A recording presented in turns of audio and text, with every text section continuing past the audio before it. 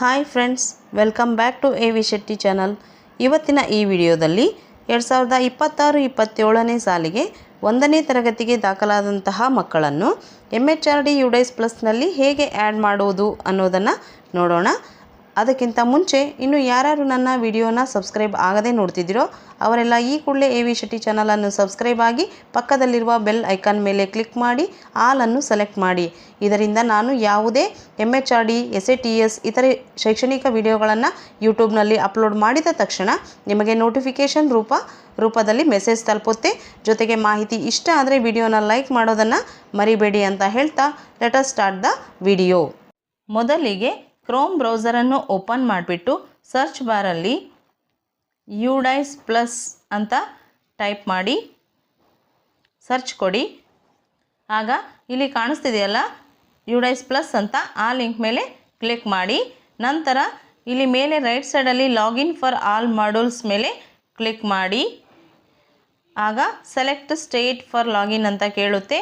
ಕರ್ನಾಟಕವನ್ನು ಸೆಲೆಕ್ಟ್ ಮಾಡಿ ಗೋ ಮೇಲೆ ಕ್ಲಿಕ್ ಮಾಡಿ. ಆಗ ಈ ರೀತಿ ಲಾಗಿನ್ ಫಾರ್ ಕರ್ನಾಟಕ ಅಂತ ಸಾಕಷ್ಟು ಮಾಡ್ಯೂಲ್ಸ್ ಓಪನ್ ಆಗುತ್ತೆ. ಇದರಲ್ಲಿ ಸ್ಟೂಡೆಂಟ್ ಮಾಡ್ಯೂಲ್ ಅಂತಿದೆಯಲ್ಲ, ಅದರ ಮುಂದೆ ಇರುವಂತಹ ಲಾಗಿನ್ ಮೇಲೆ ಕ್ಲಿಕ್ ಮಾಡಿ. ಆಗ MHRD student module login page open ಆಗುತ್ತೆ. ಇಲ್ಲಿ ನಿಮ್ಮ ಶಾಲೆಯ ಯೂಸರ್ ID, ಪಾಸ್ವರ್ಡ್ ಹಾಕಿಬಿಟ್ಟು ನೆಕ್ಸ್ಟ್ ಇಲ್ಲಿ ತೋರಿಸುವಂತಹ ಕ್ಯಾಪ್ಚಾವನ್ನು ಟೈಪ್ ಮಾಡಿ ಲಾಗಿನ್ ಮೇಲೆ ಕ್ಲಿಕ್ ಮಾಡಿ. ಆಗ ಈ ರೀತಿ UDICE ಪ್ಲಸ್ನ ಮೇನ್ ಪೇಜ್ ಓಪನ್ ಆಗುತ್ತೆ. ಇಲ್ಲಿ ಅಕಾಡೆಮಿಕ್ ಇಯರ್ 2026-27 ಅಂತಿದೆಯಲ್ಲ, ಅದರ ಮೇಲೆ ಕ್ಲಿಕ್ ಮಾಡಿ. ಆಗ ಸ್ಕೂಲ್ ಟ್ರಾನ್ಸಿಷನ್ ಟು 26-27 ಅಂತ ಒಂದು ಪಾಪಪ್ ಮೆಸೇಜ್ ಬರುತ್ತೆ. ಕ್ಲೋಸ್ ಮೇಲೆ ಕ್ಲಿಕ್ ಮಾಡಿ. ಇನ್ನೊಂದು ಸ್ಕೂಲ್ ಇನ್ಫಾರ್ಮೇಷನ್ ಇರುವಂತಹ ಪಾಪಪ್ ಮೆಸೇಜನ್ನು ಕೂಡ ಕ್ಲೋಸ್ ಮೇಲೆ ಕ್ಲಿಕ್ ಮಾಡಿ. ಆಗ ನೀವು UDICE ಪ್ಲಸ್ನ ಡ್ಯಾಶ್ಬೋರ್ಡ್ಗೆ ಬಂದಿದ್ದೀರಾ. ಈಗ ಇಲ್ಲಿ ಲೆಫ್ಟ್ ಸೈಡ್ ಮೆನೂಸ್ ಇರ್ತವೆ. ನೆಕ್ಸ್ಟ್ ಇಲ್ಲಿ ರೈಟ್ ಸೈಡಲ್ಲಿ ಕೆಳಗಡೆ ವ್ಯೂ ಸೆಕ್ಷನ್ ವೈಸ್ ಅಂತಿದೆ ನೋಡಿ, ಇಲ್ಲಿ ಅದನ್ನು ಕ್ಲಿಕ್ ಮಾಡಿ. ನಂತರ ನಿಮಗೆ ಕೆಳಗೊಂದು ಟೇಬಲ್ ಓಪನ್ ಆಗುತ್ತೆ. Class wise, section wise, girls, boys ಎಲ್ಲ ಟೋಟಲ್ ಮಕ್ಕಳ ಅಂಕಿ ಸಂಖ್ಯೆ ಬಂದಿರುತ್ತೆ. ಅದನ್ನು ರೈಟ್ ಸೈಡ್ ಸ್ಕ್ರಾಲ್ ಮಾಡಿ ಅಲ್ಲಿ ಲಾಸ್ಟಲ್ಲಿ ಆ್ಯಕ್ಷನ್ ಅಂತ ಕಾಲಮ್ ಇದೆ. ಆ ಕಾಲಮ್ನ ಫಸ್ಟಲ್ಲಿ ಅಂದರೆ 1ನೇ ತರಗತಿಯ ಕಾಲಮ್ ಮುಂದೆ ಆ್ಯಡ್ ಸ್ಟೂಡೆಂಟ್ ಅಂತ ಇದೆ. ಆ ಆ್ಯಡ್ ಸ್ಟೂಡೆಂಟನ್ನು ಕ್ಲಿಕ್ ಮಾಡಿ ನೀವೀಗ 1ನೇ ತರಗತಿಯ ಮಕ್ಕಳನ್ನು ಆ್ಯಡ್ ಮಾಡ್ಬೋದಾಗಿದೆ. ಸೊ ನಾನೀಗ ಆ್ಯಡ್ ಸ್ಟೂಡೆಂಟ್ ಮೇಲೆ ಕ್ಲಿಕ್ ಮಾಡ್ತೀನಿ. ಆಗ ಆ್ಯಡ್ ನ್ಯೂ ಸ್ಟೂಡೆಂಟ್ ಅಂತ ಈ ರೀತಿಯಾಗಿ first standard class 1 section A academic year 26-27 ಅಂತ ಇದೆ. ಅದರಲ್ಲಿ ಫಸ್ಟ್ ಸ್ಟ್ಯಾಂಡರ್ಡ್ದ ಮಗುವನ್ನು ಆ್ಯಡ್ ಮಾಡಲು ಈ ರೀತಿಯ ಪೇಜ್ ಓಪನ್ ಆಗಿರುತ್ತೆ. ಅದರ ಕೆಳಗಡೆ ಚೆಕ್ ಆಧಾರ್ ನಂಬರ್ ಅವೈಲಬಿಲಿಟಿ ಅಂತಿದೆ. ಇದನ್ನು ಯಾಕೆ ನಾವು ಆಧಾರ್ ನಂಬರ್ ಅವೈಲಬಿಲಿಟಿ ಚೆಕ್ ಮಾಡಬೇಕು ಅಂತಂದರೆ, ಕೆಲವೊಂದಿಷ್ಟು ಜನ ಏನು ಮಾಡಿರ್ತಾರೆ ಅಂದರೆ ಮಕ್ಕಳನ್ನು ಒಂದು ಶಾಲೆಗೆ ಕಳಿಸ್ಬಿಟ್ಟಿರ್ತಾರೆ. ಅಲ್ಲಿ ಅವರು ಅಡ್ಮಿಷನ್ ಮಾಡ್ಕೊಂಡಿರ್ತಾರೆ. ಬಟ್ ಅಲ್ಲಿ ಮಗು ಏನೋ ಕಾರಣಗಳಿಂದ ಬೇಡವಾಗಿ ಇನ್ನೊಂದು ಶಾಲೆಗೆ ಕಳಿಸಿರ್ತಾರೆ. ಆದರೆ ಅವ್ರು ಏನು ಅಂದ್ಕೊಂಡಿರ್ತಾರೆ, ಸ್ವಲ್ಪ ದಿನ ಕಳಿಸಿದ್ದೀವಿ, ಅಲ್ಲಿ ಅಡ್ಮಿಷನ್ ಆಗಿಲ್ಲ ಅಂತೇಳಿ. ಆ ರೀತಿ ಡಬಲ್ ಎರಡೆರಡು ಕಡೆ ಆಧಾರ್ ನಂಬರ್ ಏನಾದರೂ ಕೊಟ್ಟಿದ್ರೆ ಅಥವಾ ಎರಡೆರಡು ಕಡೆ ಅಡ್ಮಿಷನ್ ಆಗಿದ್ದರೆ ಅಂಥ ಮಕ್ಕಳನ್ನು ಡುಪ್ಲಿಕೇಟ್ ಅಥವಾ ಫೈಂಡ್ ಔಟ್ ಮಾಡೋದಕ್ಕೆ ನಮಗೆ ಇದು ಯೂಸ್ಫುಲ್ ಆಗುತ್ತೆ. ಸೊ ಅದಕ್ಕೋಸ್ಕರ ನೀವು ಇಲ್ಲಿ ಚೆಕ್ ಬಾಕ್ಸನ್ನು ಕ್ಲಿಕ್ ಮಾಡಿಬಿಟ್ಟು ಇಲ್ಲಿ ಎಂಟರ್ ಆಧಾರ್ ನಂಬರ್ ಅಂತಿದೆಯಲ್ಲ, ಅಲ್ಲಿ ಆಧಾರ್ ನಂಬರನ್ನು, ಆ ಮಗುವಿನ ಆಧಾರ್ ನಂಬರನ್ನು ಹಾಕಿ ಗೋ ಮೇಲೆ ಕ್ಲಿಕ್ ಮಾಡಿ. ನೋಡಿ, ಆ ರೀತಿ ಕ್ಲಿಕ್ ಮಾಡಿದಾಗ Aadhaar number is already registered with some other student ಅಂತ ಈ ರೀತಿ ಬಂದರೆ ಆ ಮಗುವಿನ ಆಧಾರ್ ಕಾರ್ಡ್ ಬೇರೆ ಯಾವುದೋ ಶಾಲೆಯಲ್ಲಿ ಅಡ್ಮಿಷನ್ ಆಗಿದೆ ಅಂತ ಅರ್ಥ. ಓಕೆ ಮೇಲೆ ಕ್ಲಿಕ್ ಮಾಡಿ. ನಂತರ ಇಲ್ಲಿ ಕೆಳಗಡೆ ಕೂಡ ಸೇಮ್ ಅದೇ ರೆಡ್ ಕಲರಲ್ಲಿ ಡಿಸ್ಪ್ಲೇ ಆಗಿರುತ್ತೆ, Aadhaar number is already registered with some other student, view details ಅಂತ.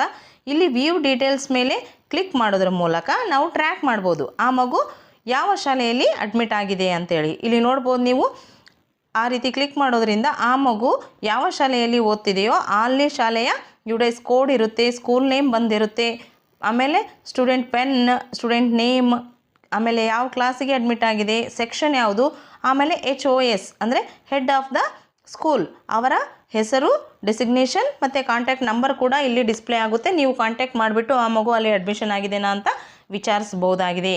ಸೊ ಈ ರೀತಿ ಬಂದಂಥ ಮಗುವನ್ನು ನೀವು ಅಡ್ಮಿಷನ್ ಮಾಡಲು ಸಾಧ್ಯ ಆಗೋದಿಲ್ಲ. ನೆಕ್ಸ್ಟ್ ಈಗ ಇಲ್ಲಿ ಮೇಲೆ ರೈಟ್ ಸೈಡ್ ಇರುವಂತಹ ರಾಂಗ್ ಮಾರ್ಕ್ ಮೇಲೆ ಕ್ಲಿಕ್ ಮಾಡಿ. ಅಥವಾ ನೀವು ಆಧಾರ್ ಕಾರ್ಡ್ ನಂಬರನ್ನು ಎಂಟ್ರಿ ಮಾಡಿ ಗೋ ಮೇಲೆ ಕ್ಲಿಕ್ ಮಾಡಿದಾಗ the Aadhaar number is not map to any student ಅಂತ ಈ ರೀತಿ ಪಾಪಪ್ ಮೆಸೇಜ್ ಬಂದರೆ ಆ ಮಗುವಿನ ಅಡ್ಮಿಷನ್ ಬೇರೆ ಯಾವುದೇ ಶಾಲೆಯಲ್ಲಿ ಕೂಡ ಆಗಿರೋದಿಲ್ಲ. ಸೊ ನೀವು ಆರಾಮಾಗಿ ನಿಮ್ಮ ಶಾಲಾ ಲಾಗಿನ್ನಲ್ಲಿ ಆ್ಯಡ್ ಮಾಡಬಹುದಾಗಿದೆ.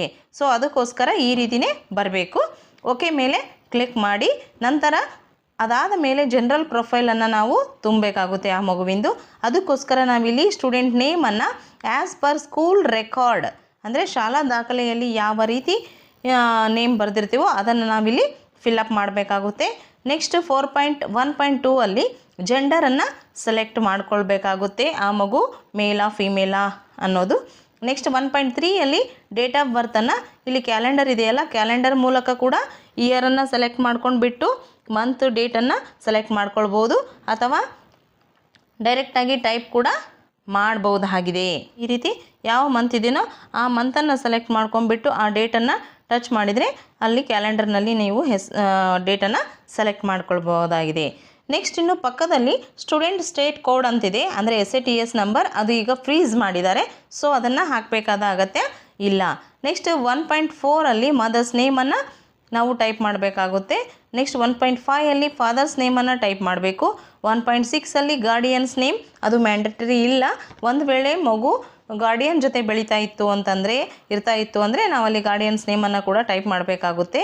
ನೆಕ್ಸ್ಟ್ 1.7 ಅಲ್ಲಿ ಆಧಾರ್ ನಂಬರ್ ಆಫ್ ಸ್ಟೂಡೆಂಟ್, ಅಂದರೆ ಮಗುವಿನ ಆಧಾರ್ ನಂಬರ್ನ 12 ಡಿಜಿಟನ್ನು ಇಲ್ಲಿ ಟೈಪ್ ಮಾಡಬೇಕಾಗುತ್ತೆ.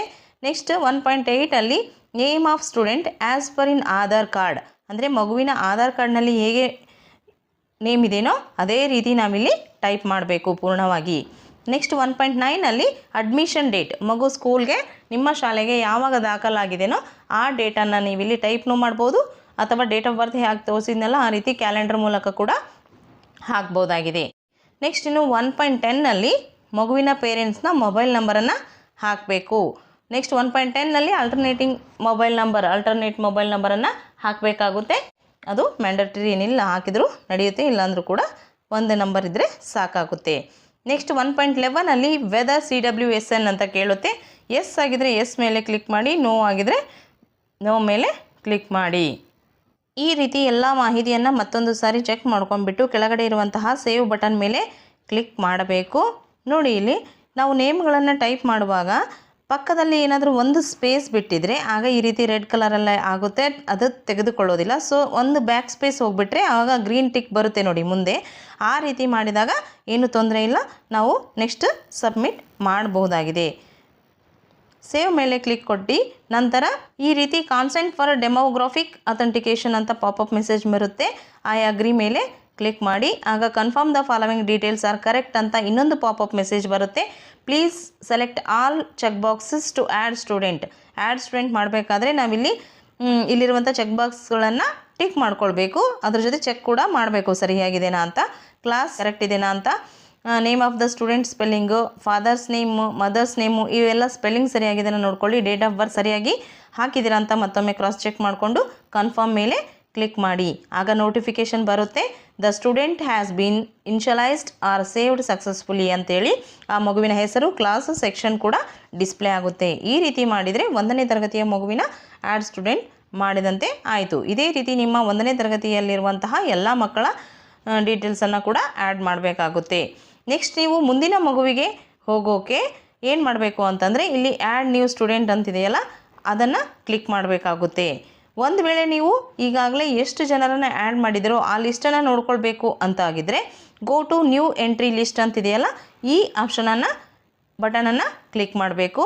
ನೆಕ್ಸ್ಟ್ ಇನ್ನು ಈಗಾಗಲೇ ನೀವು ಎಲ್ಲ ಮಕ್ಕಳನ್ನು ಮುಗಿಸಿದಿರಿ, ಅವರ ಜನರಲ್ ಪ್ರೊಫೈಲನ್ನು ಫಿಲ್ ಮಾಡಬೇಕು ಅನ್ನೋದಾಗಿದ್ದರೆ ಫಿಲ್ ಜನರಲ್ ಪ್ರೊಫೈಲ್ ಅಂತ ಆಪ್ಷನ್ ಇದೆಯಲ್ಲ ಇದನ್ನು ಕ್ಲಿಕ್ ಮಾಡಬೇಕಾಗುತ್ತೆ. ಸೊ ನಾನೀಗ ಎಷ್ಟು ಮಕ್ಕಳನ್ನು ಆ್ಯಡ್ ಮಾಡಿದ್ದೀನೋ ಆ ಮಕ್ಕಳ ಲಿಸ್ಟನ್ನು ತೆಗೆದುಕೊಳ್ಳಬೇಕಂದ್ರೆ go to new entry list ಅಂತ ಹೊಡಿತೀನಿ. ನೋಡಿ ಈಗಾಗಲೇ ನಾನು 1ನೇ ತರಗತಿಯ 2 ಮಕ್ಕಳನ್ನು ಆ್ಯಡ್ ಮಾಡಿದ್ದೀನಿ. ಈ ರೀತಿ ಆ ಮಕ್ಕಳ ಮಾಹಿತಿ ಇಲ್ಲಿ ಡಿಸ್ಪ್ಲೇ ಆಗುತ್ತೆ. ಲಾಸ್ಟ್ ಅಪ್ಡೇಟೆಡಲ್ಲಿ ನೀವು ನೋಡ್ಬೋದು, ಎಂಟ್ರಿ ಸ್ಟೇಟಸಲ್ಲಿ ಕೂಡ ನಾಟ್ ಸ್ಟಾರ್ಟೆಡ್ ಅಂತಿದೆ, ಲಾಸ್ಟ್ ಅಪ್ಡೇಟೆಡಲ್ಲಿ ಕೂಡ ರೆಡ್ ಕಲರ್ಲಿ GP EP FP ಅಂತ ಬಂದಿದೆ. ಸೊ ನಾವೀಗ 1ನೇ ತರಗತಿ ಆ್ಯಡ್ ಮಾಡಿದ ನಂತರ ಆ ಮಕ್ಕಳ ಮಾಹಿತಿಯನ್ನು ಕೂಡ ನಾವು ಈ ಹಿಂದೆ ಬೇರೆ ತರಗತಿಯ ಎಲ್ಲ ಮಕ್ಕಳನ್ನು ನಾವು ಹೇಗೆ GP EP FP ಮಾಡಿದ್ವಲ್ಲ ಆ ರೀತಿ ಇವ್ರದ್ದು ಕೂಡ ಮಾಡಿ ಕಂಪ್ಲೀಟ್ ಮಾಡಿ ಸಬ್ಮಿಟ್ ಮಾಡಬೇಕಾಗುತ್ತೆ. ಆ ವಿಡಿಯೋವನ್ನು ಕೂಡ ನಾನು ಈ ವಿಡಿಯೋ ಎಂಡಲ್ಲಿ ಮತ್ತು ಐ ಕಾರ್ಡಲ್ಲಿ ಹಾಕಿರ್ತೀನಿ, ನೀವು ಬೇಕಾದರೆ ರೆಫರ್ ಮಾಡ್ಕೊಂಡ್ಬಿಟ್ಟು ಇದನ್ನು ಕಂಪ್ಲೀಟ್ ಮಾಡಿ. ಗೊತ್ತಾಯ್ತಲ್ಲ ಫ್ರೆಂಡ್ಸ್, ಇದಾಗಿತ್ತು ಇವತ್ತಿನ ಮಾಹಿತಿ ಇಷ್ಟ ಆದರೆ ಲೈಕ್ ಮಾಡಿ. ಮುಂದಿನ ವಿಡಿಯೋದಲ್ಲಿ ಸಿಗೋಣ. ಅಲ್ಲಿವರೆಗೂ ಬಾಯ್ ಫ್ರೆಂಡ್ಸ್.